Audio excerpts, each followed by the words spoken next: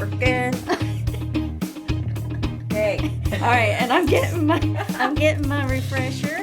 Thankfully for all of our listeners, they don't have smell vision, so we're good. We're good, or vision, period. On us. This is one time when I actually, well, not totally put together, but a little bit more put together than usual. You look fabulous. Feel. You are fabulous. Hello, everyone. My name is Wendy. And I'm Sharon. And we want to welcome you to God-Given Life. And we are starting with, man, there's so much in the news. And I know I just cut myself off, but there's so much in the news going on. But we're going to stay focused because I really wanted to talk about Israel this morning.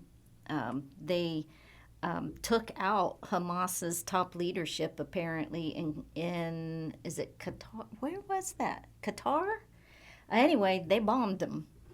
And so that is huge news right now. But we're not going to get into that. We are focused. We are focused. Hyper-focused on C.S. Lewis's Screwtape Letters. And we want to remind folks that we are not reading the letters to you. So if you haven't read letter 2 yet, because that's what we're on, please pause this recording, go read that letter, and then come back to us. And we'd love to talk with you about it. There's a lot in this letter. Oh my goodness, this one is, it was like I felt like I was looking at my reflection in the pews when I first got saved. Like, oh, there I am. I had to laugh. Through the next 2 letters, I'm laughing because I could see myself so clearly. Oh. Okay, let's start at the starting point. Who are the players in this letter? Well, we have Screwtape, the uncle, Okay. and Wormwood is his nephew, and we're using air quotes because it's a perverted idea of family that they're using here, of course, but it is very interesting. So they're demonic. They're demonic, and he's not happy with him at first. You know, he's trying to console him, and he's telling him, you will get punishment. You know, that was interesting to me on how opposite the demonic realm deals with those that disappoint them or their bullying tactics and such, and how opposite that is from God. Because God shows so much grace and mercy and love, and that is not the responsibility of the demonic realm. No, the complete opposite. Yeah. And you can see that in the satanic realm, people who are into Satanism, the punishment. And if you study Satanism, their rituals and rites are very terrifying. So the opposite of what we see with God and how he deals with his people. And he is a terrifying God. But he doesn't use that to make people do what they want. He doesn't devour people in the same way that Satan and his cronies, and I call them cronies, but the way that they deal with people and the way that they deal with each other, I imagine, is quite icky. Oh, and I could just picture if Satan had the ability to make us do exactly what he wanted. I could fully see him doing that, but we have a loving God that allows us free choice. That we have the choice, and we have liberty as Christians. Absolutely. I think Screwtape and Wormwood, they epitomize when he talks about that punishment. That will be in the tribulation period where you see the demonic able to just run. Satan is able to run with the earth for 7 years. And just be himself. There's no hiding himself. And that is a horrible time. I mean, all the Christians will be slaughtered. Oh, yes, they will. Mm-hmm. But the alternative is, I mean, it's either your eternal soul or it's your body. And Exactly. Much better to lose your life than to lose your eternal soul. Absolutely. Absolutely. This is not permanent. And this is just a tent that we're living in. And we're going to get our new bodies one day. Who's the next person? We've got Screwtape, we've got Wormwood. And the patient. And then we have the patient. Oh my goodness, he did a big no-no. He did. That sounds like I just said my toddler did a big no-no. No, the no-no was what? He became a Christian. No! That's my Screwtape. So he's oblivious to Wormwood and what's going on. And he's a newbie, right?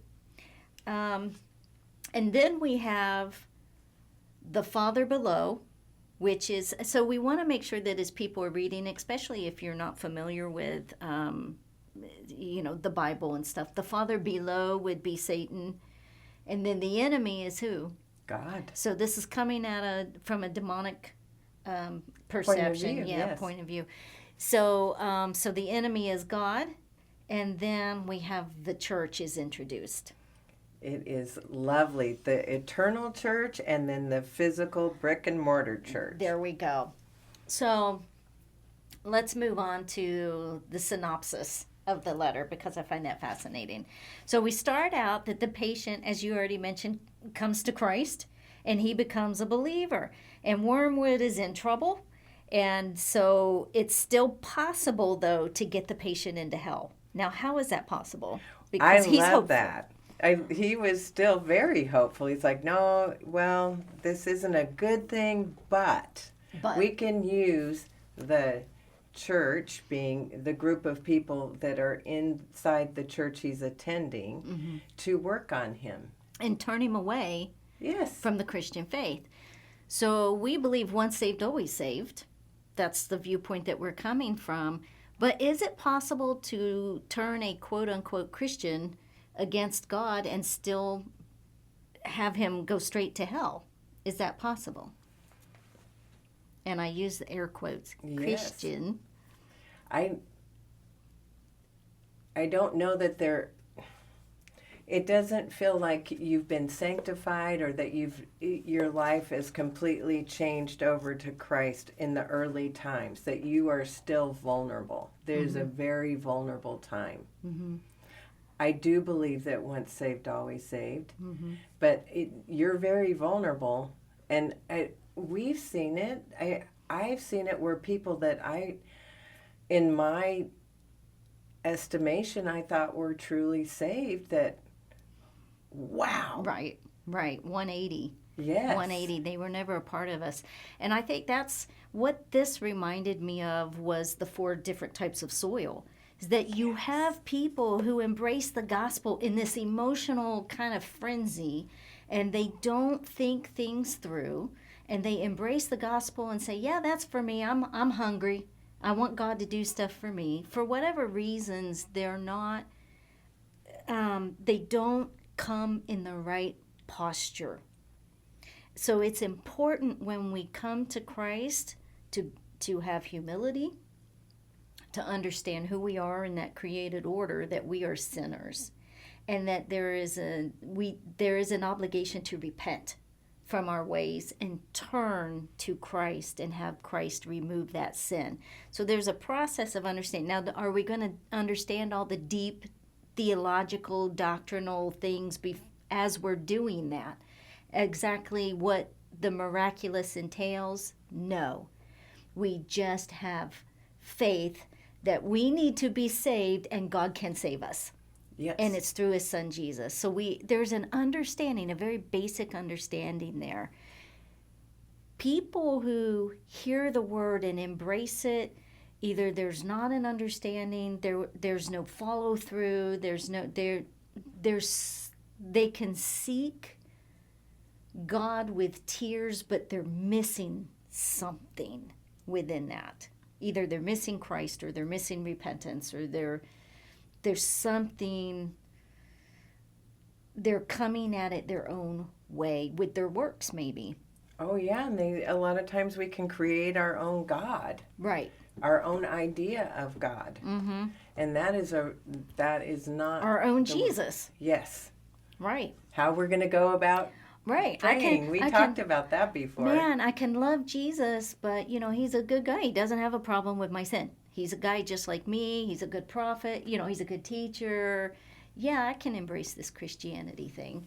And I think that Wormwood is, or Screwtape is saying all's not lost, because it could be that the good news was thrown on bad soil. Exactly. And that's where I think he's coming from, in that he's hoping, fingers crossed, that nothing happened here, nothing miraculous happened here. Wendy, we did a podcast where we had John come on, and it reminds me of his initially when he thought he had a true conversion, Right. and that I think can happen to any of us, and that just reminded me of that it's like you think you're that soil and that plant has just fully sprung up, but you're in rocky soil, or the sun's hit you and now it's just withered away. If you want to hear what that sounds like in the life of someone who thought they were a believer and come out of that and get saved, go back to, I believe it was January's podcast of 2025. John's testimony is on there, so highly recommend that. Yes. To folks. Thanks for bringing that up.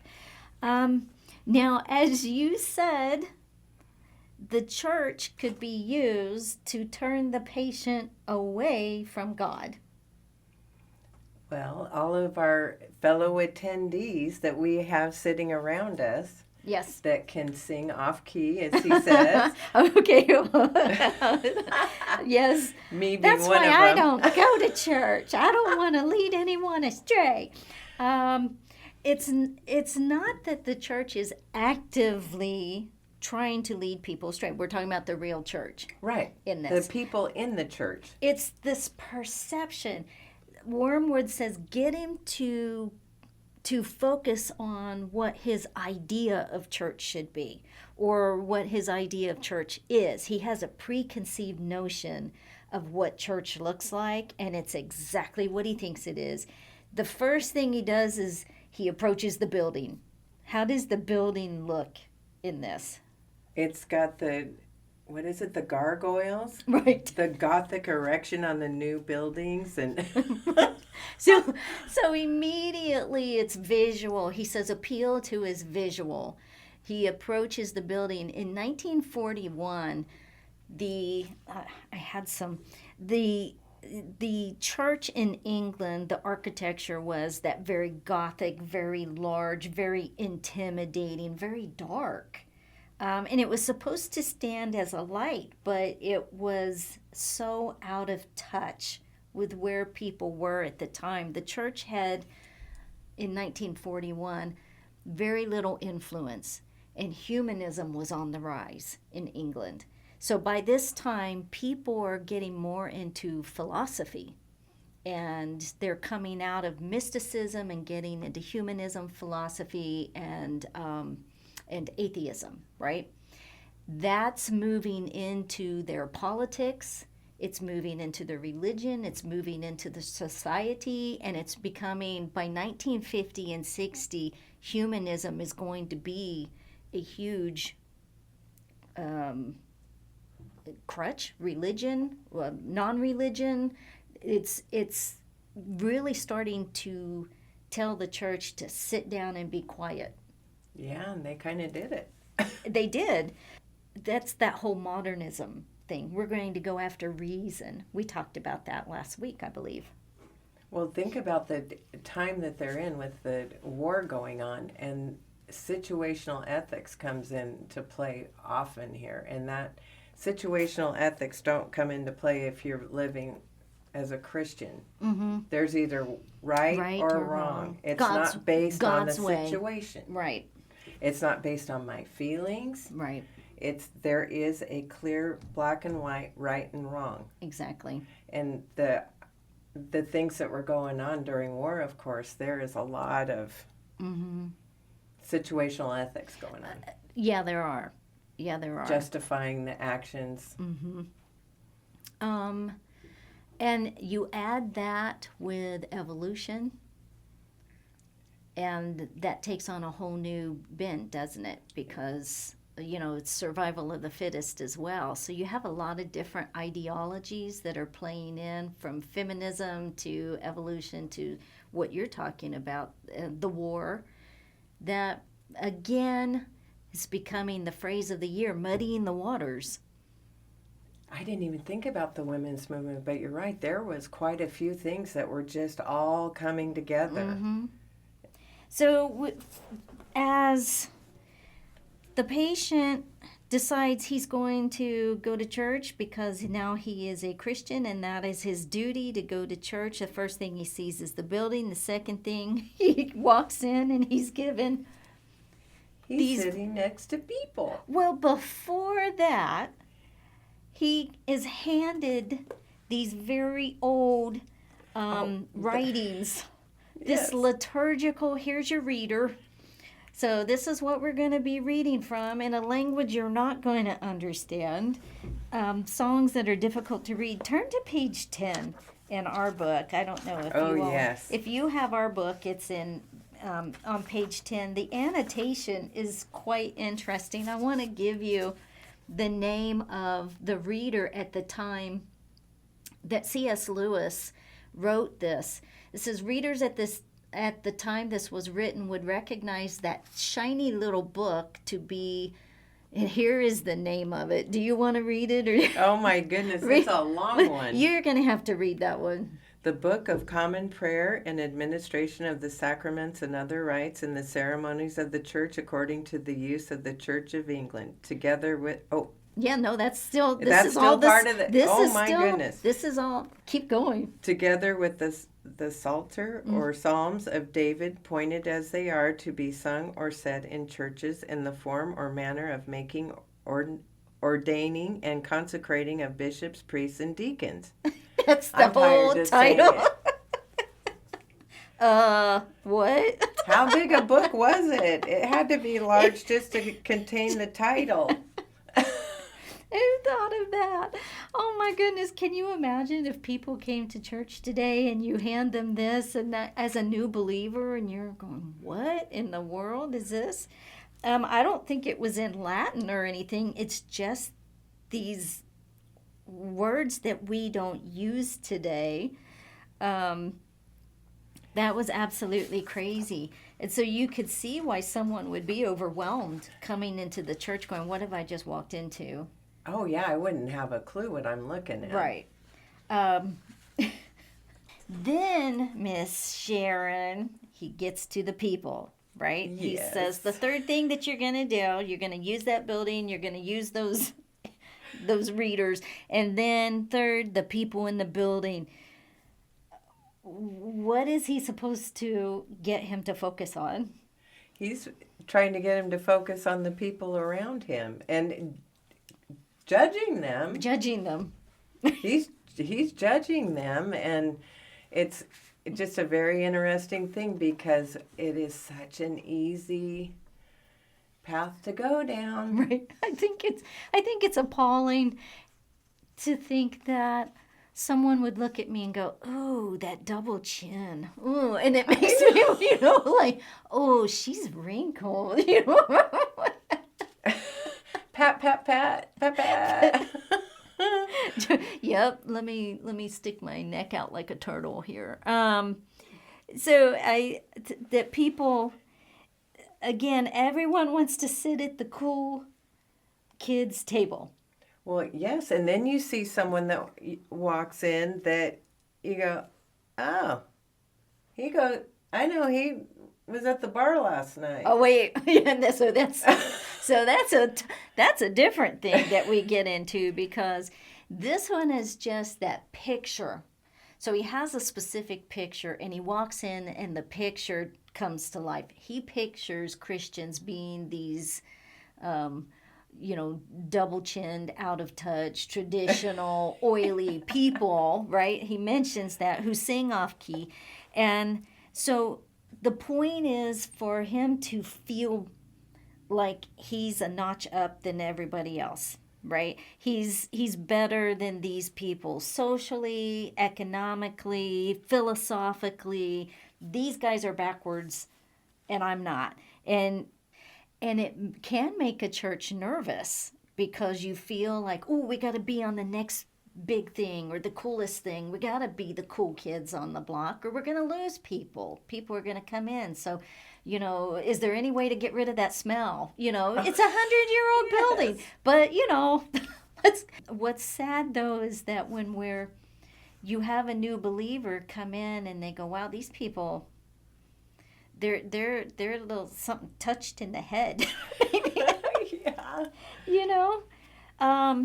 So I think the crux of this is never let the patient see these people, as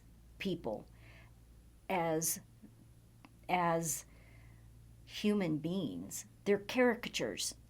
Yes, and it's an idealized version of what a Christian is, and that's, I think, how the outside world looks at Christians as well, is that we're all just a bunch of hypocrites. Right. No, we are as well. We're human beings. Right. That have been saved by grace, but right. We are not perfect. What was it, the Pharisee that's in there praying and saying, I'm so glad that I'm not like the rest of these people in here. Right. I do all this right. And then there's the man in the back, the tax collector, that forgive me, a sinner. Yes, that is so powerful. So humility is the key. It is, and the devil doesn't want us to be humble whatsoever, because then we can go, look how humble I am.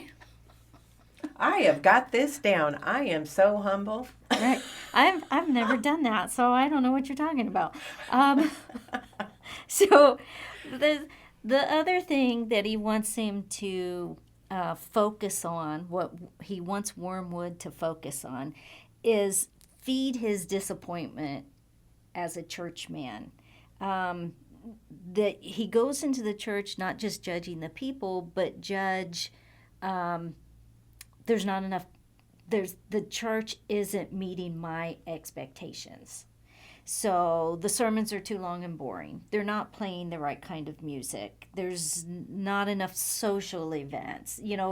Fill in the blank again with whatever it is you feel that you deserve. And then on the flip side of that, for the believer who comes in, there's this desire to immediately understand everything, not understanding that this is not a sprint, it's a marathon. It is. And you have to start with discipleship, don't you? Learning to live with imperfect people who are saved, but they're just like you, and they disappoint you. I've disappointed people. Oh, I have too. And so what we do is we feed, or what the enemy does is feeds that disappointment within people, that they're not getting what they want. The results aren't coming fast enough. These people aren't meeting my expectations. And so that's something that Wormwood is supposed to use as well. Yes, because it is so easy to think, okay, I've quit all these vices that I've been doing. I'm dedicating myself to going to church. I no longer listen to rock music, or I don't go to the bar, or whatever it is. I don't go out dancing, whatever it is, that suddenly all my life's problems are going to go away. Right. Or maybe they'll even be not completely go away, but it'll be easier to handle. Mm-hmm. Mm-hmm. And life's problems still are going to come at us. It's just the way we deal with them. And who do we go to? Right. For advice? Do I go inside myself and go, okay, Sharon, how are you going to fix this? Okay. Yeah, and that comes up in the next letter. Self-reflection. Ooh, teaser. Yeah. So that is so true. And there is on page 11, in the second paragraph, there is a quote from Screwtape. And he says this: work hard then on the disappointment or anticlimax, which is certainly coming to the patient during his first few weeks as a churchman. Notice he doesn't call him a Christian. He calls him a churchman, a churchgoer. And what you want to do is work on that disappointment that he's going to have. And feed feed off of the fact that he's no longer emotional. He's no longer on that emotional high. And I want to hit on that because what ends up happening when a person gets saved, there is that emotional high, there's an excitement, but there is a point where he or she is sure to lose that emotional high as labor kicks in, that labor of following Christ. Everything takes labor. I don't know why when we come to the Christian faith that we just assume, like you were saying, everything's going to be easy. My yoke will be light, when in actuality, if you're going to learn to do anything, or you're going to learn how to run a marathon, or you're going to learn how to do a specific job, you have to work at it. From your marriage, raising kids, like nothing that we come at in life is laborless. Oh, it all takes labor. It's the idea of marriage is wonderful, right? And that I've fallen in love, we're going to live happily ever after. But the reality is we are learning to live together as two flawed human beings. Right. And show grace and kindness, and at the end of the day, you still love one another. It's a rough road. It is a rough road. It's totally worth it, though. It is. I want to throw that in there. It is. But there is this critical time in the walk of every believer when emotion wanes and reality sets in. And Screwtape says God does this on purpose. It is purposeful when the person is coming out of that emotional and then they feel like, where is God?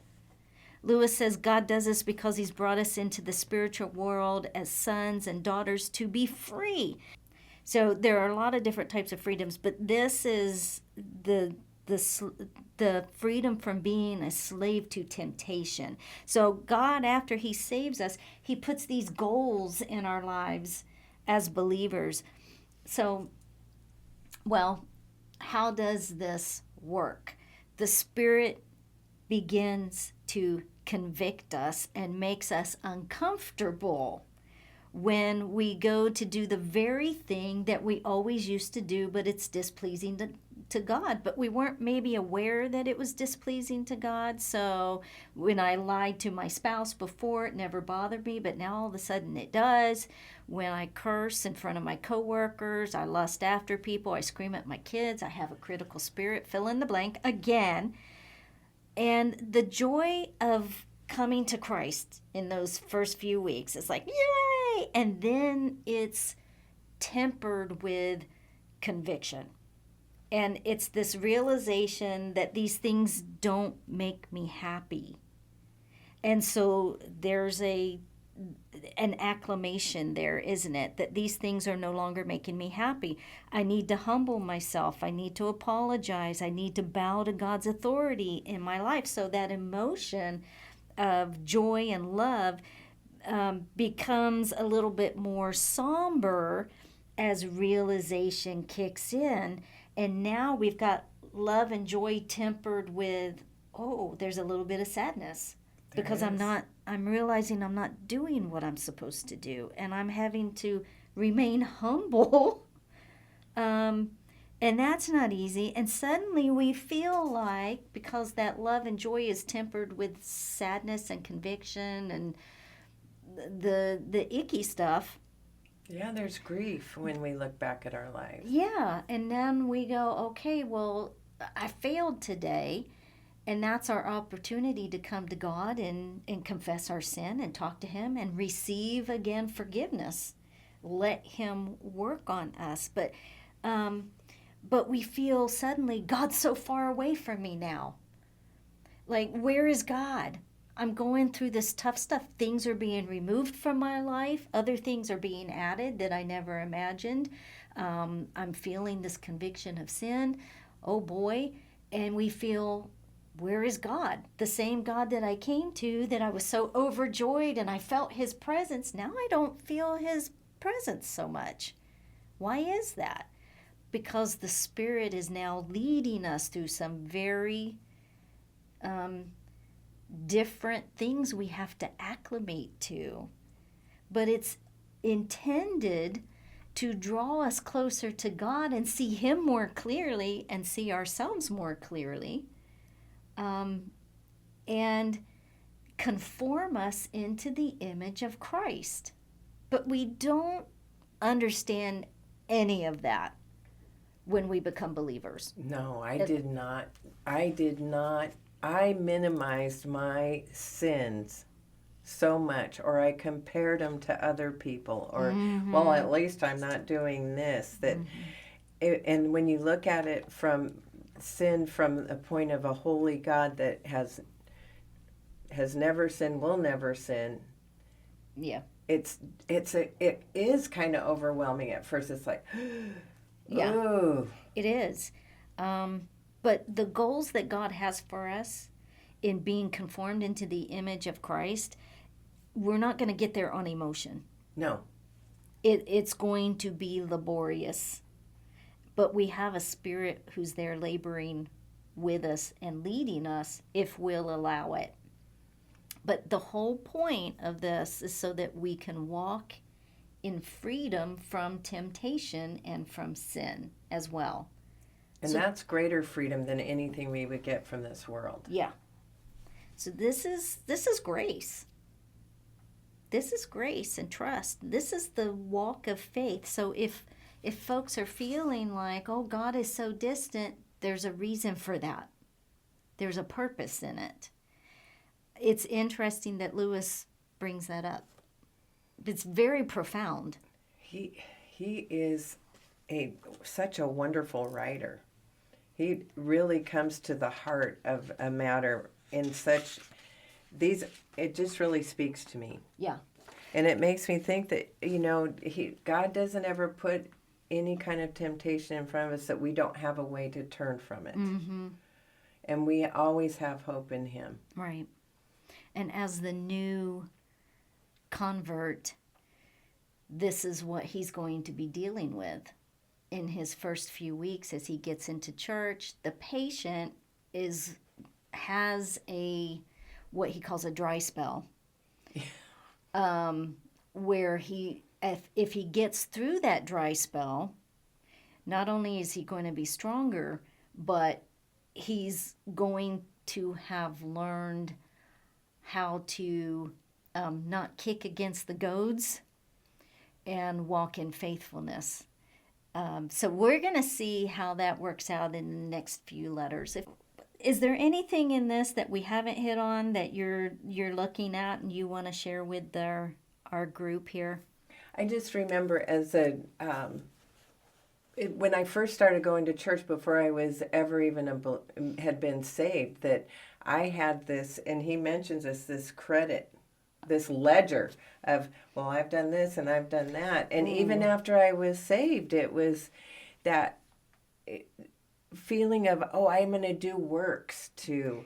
Ooh. And that is a rough one for me. It still is, well, I'm doing this. Well, I'm doing that. Well, what did God do for me? Right. What did Jesus do for me? That's very good. That's very good. I think that you hit at the heart of what Screwtape is trying to say. We need to understand that the miraculous of being reborn starts at a specific place. We have to remember, blessed are the poor in spirit, for theirs is the kingdom of heaven. The Matthew 5, the Beatitudes. We have to remember that to be in poor in spirit, you have to be humble. You come to God offering nothing. You bring nothing to the table. And God, in His mercy and in His grace, brings us into His family. To feel like we are continuing to bring things to God, that ledger that you're talking about. Like somehow I'm able to balance things out. I've been a pretty good person today, right? And here's what I'm going to offer God.